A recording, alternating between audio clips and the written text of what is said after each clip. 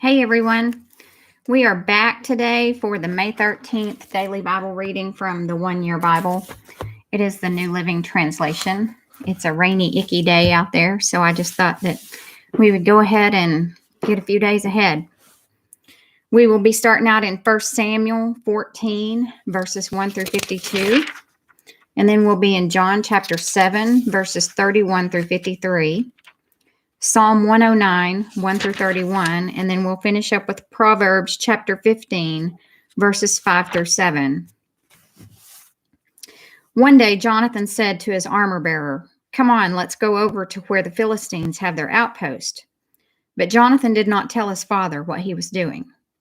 Meanwhile, Saul and his 600 men were camped on the outskirts of Gibeah around the pomegranate tree at Migron. Among Saul's men was Ahijah, the priest, who was wearing the ephod, the priestly vest. Ahijah was the son of Ichabod's brother Ahitub, son of Phinehas, son of Eli, the priest of the Lord who had served at Shiloh. No one realized that Jonathan had left the Israelite camp. To reach the Philistine outpost, Jonathan had to go down between two rocky cliffs that were called Bozez and Sina. The cliff on the north was in front of Michmash, and the one on the south was in front of Geba. "Let's go across to the outpost of those pagans," Jonathan said to his armor bearer. "Perhaps the Lord will help us, for nothing can hinder the Lord. He can win a battle whether he has many warriors or only a few." "Do what you think is best," the armor bearer replied. "I'm with you completely, whatever you decide." "All right then," Jonathan told him. "We will cross over and let them see us. If they say to us, 'Stay where you are or we'll kill you,' then we will stop and not go up to them. But if they say, 'Come on up and fight,' then we will go up. That will be the Lord's sign that he will help us defeat them." When the Philistines saw them coming, they shouted, "Look, the Hebrews are crawling out of their holes." Then the men from the outpost shouted to Jonathan, "Come on up here and we'll teach you a lesson." "Come on, climb right behind me," Jonathan said to his armor bearer, "for the Lord will help us defeat them." So they climbed up using both hands and feet, and the Philistines fell before Jonathan and his armor bearer. And his armor bearer killed those who came behind them. They killed some 20 men in all, and their bodies were scattered over about half an acre. Suddenly, panic broke out in the Philistine army, both in the camp and in the field, including even the outpost and raiding parties. And just then, an earthquake struck, and everyone was terrified. Saul's lookouts in Gibeah of Benjamin saw a strange sight. The vast army of the Philistines began to melt away in every direction. "Call the roll and find out who's missing," Saul ordered. And when they checked, they found that Jonathan and his armor bearer were gone. Then Saul shouted to Ahijah, "Bring the ephod here," for at that time Ahijah was wearing the ephod in front of the Israelites. But while Saul was talking to the priest, the confusion in the Philistine camp grew louder and louder. So Saul said to the priest, "Never mind, let's get going." Then Saul and all his men rushed out to the battle and found the Philistines killing each other. There was terrible confusion everywhere. Even the Hebrews who had previously gone over to the Philistine army revolted and joined in with Saul, Jonathan, and the rest of the Israelites. Likewise, the men of Israel who were hiding in the hill country of Ephraim joined the chase when they saw the Philistines running away. So the Lord saved Israel that day, and the battle continued to rage, even beyond Beth-aven. Now the men of Israel were pressed to exhaustion that day because Saul had placed them under an oath, saying, "Let a curse fall on anyone who eats before evening, before I have a full revenge on my enemies." So no one ate anything all day, even though they had all found honeycomb on the ground in the forest. They didn't dare touch the honey because they all feared the oath they had taken. But Jonathan had not heard his father's command, and he dipped the end of his stick into a piece of honeycomb and ate the honey. After he had eaten it, he felt refreshed. But one of the men saw him and said, "Your father made the army take a strict oath that anyone who eats food today will be cursed. That is why everyone is weary and faint." "My father has made trouble for us all," Jonathan exclaimed. "A command like that only hurts us. See how refreshed I am now that I have eaten this little bit of honey." If the men had been allowed to eat freely from the food they found among our enemies, Think how many more Philistines we could have killed." They chased and killed the Philistines all day, from Michmash to Ajalon. Growing more and more faint, that evening they rushed for the battle plunder and butchered the sheep, goats, cattle, and calves. But they ate them without draining the blood. Someone reported to Saul, "Look, the men are sinning against the Lord by eating meat that still has blood in it." "That is very wrong," Saul said. "Find a large stone and roll it over here. Then go out among the troops and tell them, 'Bring the cattle, sheep, and goats here to me. Kill them here and drain the blood before you eat them. Do not sin against the Lord by eating meat with the blood still in it.'" So that night all the troops brought their animals and slaughtered them there. Then Saul built an altar to the Lord. It was the first of the altars he built to the Lord.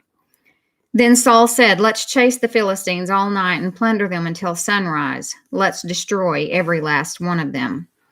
His men replied, "We'll do whatever you think is best." But the priest said, "Let's ask God first." So Saul asked God, "Should we go after the Philistines? Will you help us defeat them?" But God made no reply that day. Then Saul said to the leaders, "Something's wrong. I want all my army commanders to come here. We must find out what sin was committed today. I vow by the name of the Lord who rescued Israel that the sinner will surely die, even if it is my own son Jonathan." But no one would tell him what the trouble was. Then Saul said, "Jonathan and I will stand over here, and all of you stand over there." And the people responded to Saul, "Whatever you think is best." Then Saul prayed, "O Lord God of Israel, please show us who is guilty and who is innocent." Then they cast sacred lots, and Jonathan and Saul were chosen as the guilty ones, and the people were declared innocent. Then Saul said, "Now cast lots again and choose between me and Jonathan." And Jonathan was shown to be the guilty one. "Tell me what you have done," Saul demanded of Jonathan. "I tasted a little honey," Jonathan admitted. "It was only a little bit on the end of my stick. Does that deserve death?" "Yes, Jonathan," Saul said. "You must die.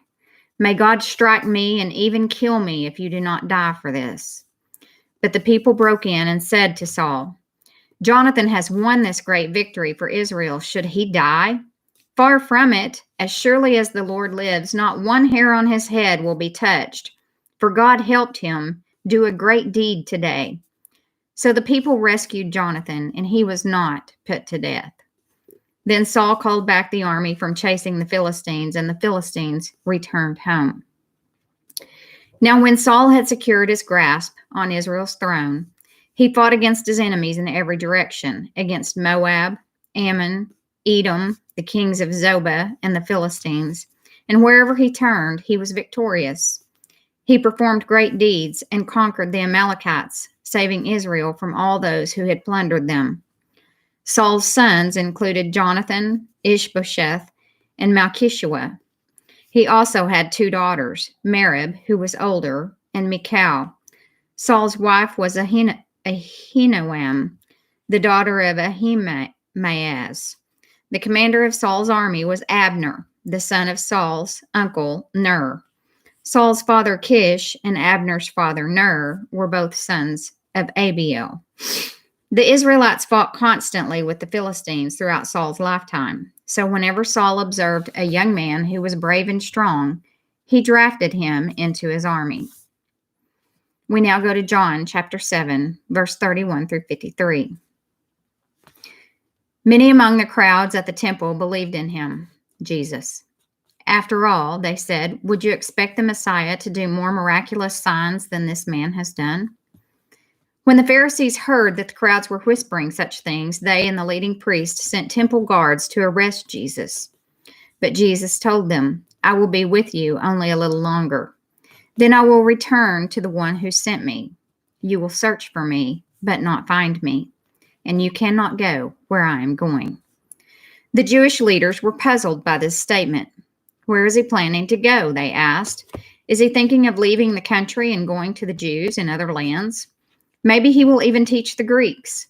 What does he mean when he says, you will search for me, but not find me? And you cannot go where I am going. On the last day, the climax of the festival, Jesus stood and shouted to the crowds, Anyone who is thirsty may come to me. Anyone who believes in me may come and drink, for the scriptures declare rivers of living water will flow from his heart. When he said living water, he was speaking of the Spirit who would be given to everyone believing in him. But the Spirit had not yet been given, because Jesus had not yet entered into his glory. When the crowds heard him say this, some of them declared, "Surely this man is the prophet we've been expecting." Others said, "He is the Messiah." Still others said, "But he can't be. Will the Messiah come from Galilee? For the scriptures clearly state that the Messiah will be born of the royal line of David in Bethlehem, the village where King David was born." So the crowd was divided about him. Some even wanted him arrested, but no one laid a hand on him. When the temple guards returned without having arrested Jesus, the leading priests and Pharisees demanded, "Why didn't you bring him in?" "We have never heard anyone speak like this," the guards responded. "Have you been led astray too?" the Pharisees mocked. "Is there a single one of us rulers or Pharisees who believes in him? This foolish crowd follows him, but they are ignorant of the law. God's curse is on them." Then Nicodemus, the leader who had met with Jesus earlier, spoke up. "Is it legal to convict a man before he is given a hearing?" he asked. They replied, "Are you from Galilee too? Search the scriptures and see for yourself. No prophet ever comes from Galilee."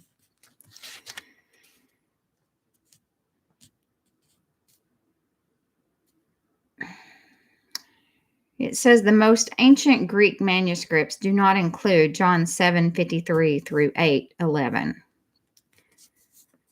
And verse 53 says, "Then the meeting broke up and everybody went home." And that's where today's reading in John stops. So we now go to Psalm 109, 1 through 31. For the choir director, a psalm of David. O God, whom I praise, don't stand silent and aloof, while the wicked slander me and tell lies about me. They surround me with hateful words and fight against me for no reason. I love them, but they try to destroy me with accusations, even as I am praying for them. They repay evil for good and hatred for my love. They say, "Get an evil person to turn against him. Send an accuser to bring him to trial. When his case comes up for judgment, let him be pronounced guilty. Count his prayers as sins. Let his years be few. Let someone else take his position. May his children become fatherless and his wife a widow. May his children wander as beggars and be driven from their ruined homes. May creditors seize his entire estate and strangers take all he has earned. Let no one be kind to him. Let no one pity his fatherless children. May all his offspring die. May his family name be blotted out in the next generation. May the Lord never forget the sins of his fathers. May his mother's sins never be erased from the record. May the Lord always remember these sins, and may his name disappear from human memory. For he refused all kindness to others. He persecuted the poor and needy, and he hounded the brokenhearted to death. He loved to curse others. Now you curse him. He never blessed others. Now don't you bless him. Cursing is as natural to him as his clothing, or the water he drinks, or the rich food he eats. Now may his curses return and cling to him like clothing. May they be tied around him like a belt. May those curses become the Lord's punishment for my accusers who speak evil of me. But deal well with me, O sovereign Lord, for the sake of your own reputation. Rescue me, because you are so faithful and good, for I am poor and needy, and my heart is full of pain. I am fading like a shadow at dusk. I am brushed off like a locust. My knees are weak from fasting, and I am skin and bones. I am a joke to people everywhere. When they see me, they shake their heads in scorn. Help me, O Lord my God. Save me because of your unfailing love. Let them see that this is your doing, that you yourself have done it, Lord. Let them curse me if they like, but you will bless me.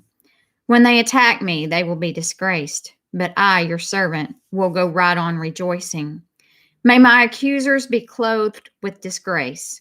May their humiliation cover them like a cloak. But I will give repeated thanks to the Lord. praising him to everyone. For he stands beside the needy, ready to save them from those who condemn them. We'll finish up with Proverbs chapter 15, verses 5 through 7. Only a fool despises a parent's discipline. Whoever learns from correction is wise. There is treasure in the house of the godly, but the earnings of the wicked bring trouble. The lips of the wise give good advice. The heart of a fool has none to give. That concludes our May 13th daily Bible reading. Thanks for joining in, and I'll see you tomorrow.